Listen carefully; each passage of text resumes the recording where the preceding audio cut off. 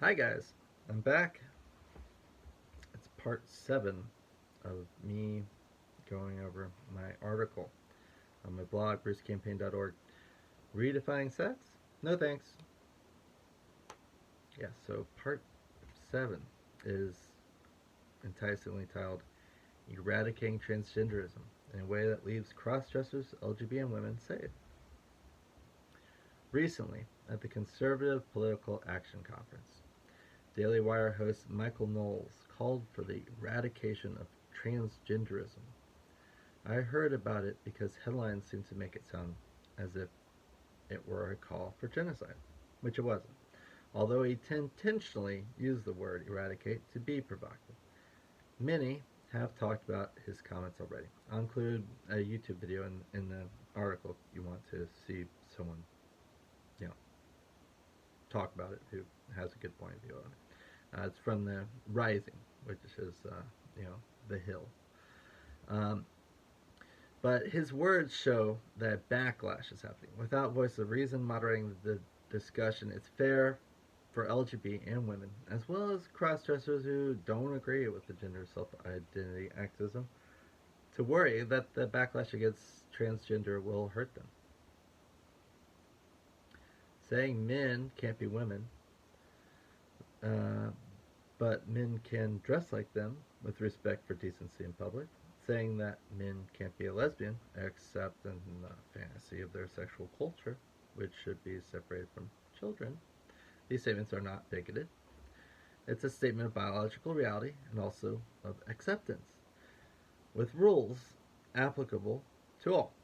The crossdressers who call themselves trans, some of whom also modify their bodies, have all the rights they deserve as humans and citizens already. They do not deserve to be considered the opposite sex, especially not men to women, and they only deserve protections on sexual orientation if they are indeed LGB. Men in dresses do not deserve to be able to freely assume the use of women's rooms, women's sports, women's locker rooms, women's awards, women's only anything. Uh, this is not a line that should be crossed generally by a male because women's protections are there for a reason. This isn't a bigoted position. This is the same rules for me. That said, I would be willing to make sure that men's spaces are considered the comfortable all gender spaces. The transsexual culture wants to run a campaign to make men's rooms safer for trans women. I would hang posters in men's rooms for this cause. When it comes to children, the concept that someone can change their sex should not be taught because it is impossible. There should be no gender affirming care because children should know that they are the gender they are. And there is no transitioning, there is no fluidity. Trans should not be allowed in schools unless they are picking up their kid or they are employed. However, LGBT should be acknowledged and supported as a normal subject in sex education and teaching boys and girls that they can be anything they want because there isn't anything that's kept from them by virtue of their gender are important civics lessons in schools.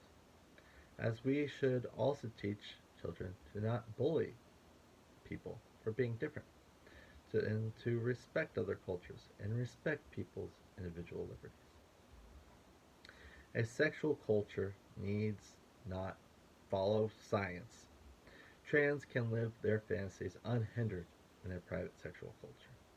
Their cross-dressing, barring lewd behavior we all must not do in certain reasonable areas, is free speech, free expression.